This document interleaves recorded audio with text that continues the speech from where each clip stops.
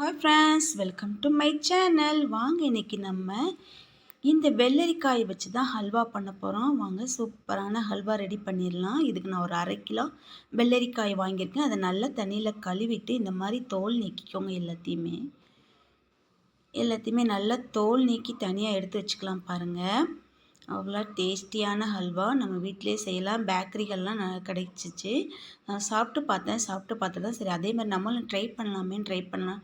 வெள்ளரிக்காய் வாங்கிட்டு வந்தேன். இப்போ 2 பக்கம் இருக்கிற இந்த காம்புகளை கட் பண்ணி எடுத்துக்கலாம். பாருங்கள், எடுத்துட்டு இந்த மாதிரி ஒரு கேரட் துருவல் எடுத்துக்கோங்க. இதில் வச்சு நல்லா துருவி எடுத்துக்கலாம். எல்லாத்தையுமே வெள்ளரி பிஞ்சுகளை நீங்கள் வெள்ளரிக்காய் பெருசாக கிடைச்சா கூட பரவாயில்ல, எதுனாலும் பரவாயில்ல. இந்த மாதிரி நல்லா துருவி எடுத்துட்டு அப்புறமா நம்ம இதை மிக்ஸி ஜாரில் சேர்த்து நல்லா நைஸாக அரைச்சிட்டு வந்துடலாம்.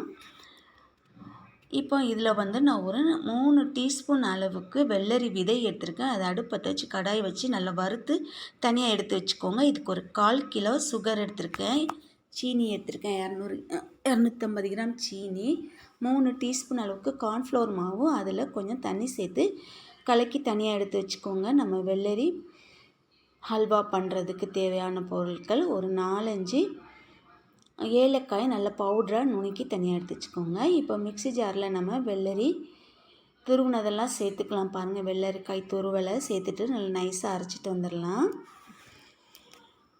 அரைச்ச விழுதை தனியாக எடுத்து வச்சுக்கலாம். பாருங்கள், நல்லா நைஸாக அரைச்சிட்டு வந்தாச்சு. ஒரு விதைகள் கூட ஒன்றும் தெரியாமல் இருக்க மாதிரி நல்லா நைஸாக அரைச்சிருங்க. தண்ணி எதுவும் சேர்க்க வேண்டாம். இப்போ அடுப்பு பற்ற வச்சு கடாய் வச்சு 2 டீஸ்பூன் அளவுக்கு மட்டும் நெய் சேர்த்துட்டு நம்ம அரைச்ச பேஸ்ட்டை இதில் சேர்த்து நல்லா பச்சை வாசனை போகிற அளவுக்கு வதக்கிக்கோங்க. ஒரு 5 நிமிஷம் நல்லா வதக்குனிங்கன்னா அதில் இருக்க பச்சை வாடைகள்லாம் நல்லா போயிடும்.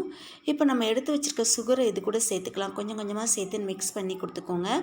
இது கொஞ்சம் தண்ணியாக வந்த மாதிரி வரும். நம்ம கிளற நல்லா வெந்து கட்டி பதத்துக்கு வந்துடும். பாருங்கள், இப்போ நல்லா தண்ணிலாம் கொஞ்சம் வற்றி இருக்குது, சுகரில் இருக்க தண்ணியெல்லாம்.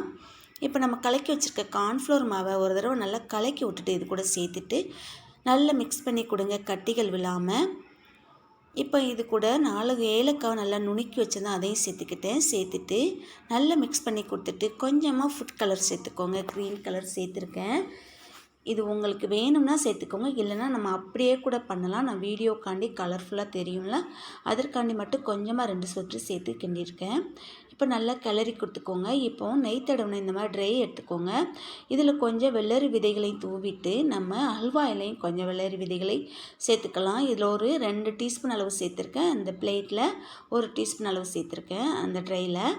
இப்போ எல்லாம் நல்லா சுருண்டு நல்லா மிக்ஸ் ஆகி நல்லா வெந்து வந்துட்டு பாருங்கள். இப்போ நல்லா ட்ரேக்கு மாற்றிக்கலாம் நம்ம ஹல்வாவை. வெள்ளரி விதைகளை இந்த மாதிரி நல்லா தூவி விட்டுக்கோங்க. அப்போ பார்க்குறதுக்கு நல்லா அழகாக இருக்கும். பேக்கரிகள்லாம் இந்த மாதிரி தான் வச்சுருந்தாங்க. இப்போ நல்லா இந்த ட்ரேக்கு மாற்றிட்டேன். உங்கள்கிட்ட பிளேட் இருந்தால் கூட நீங்கள் பிளேட்டில் மாற்றிக்கிட்டோம். அந்த மாதிரி ட்ரேயில் தான் மாற்றணுன்ட்டு இல்லை. இந்த மாதிரி நல்லா மாற்றி ஒன்று போல் நல்லா தட்டி கொடுத்துட்டு இதை ஒரு 2 மணி நேரம் நல்லா அப்படியே ஆற விட்டுருங்க. நல்லா செட்டாகி வந்துடும் பாருங்கள். நல்லா செட் ஆனதுக்கப்புறமா நம்ம பிளேட்டுக்கு மாற்றிட்டு கட் பண்ணி எடுத்துக்கலாம். இப்போ ஒரு 2 மணி நேரம் கழித்து பாருங்கள், இந்த ஓரங்களை மட்டும் எடுத்து விட்டுட்டு அப்படியே பிளேட்டுக்கு மாற்றிக்கிறேன். இந்த கத்தியில் கொஞ்சம் நெய்யோ எண்ணெயோ தடவிக்கோங்க.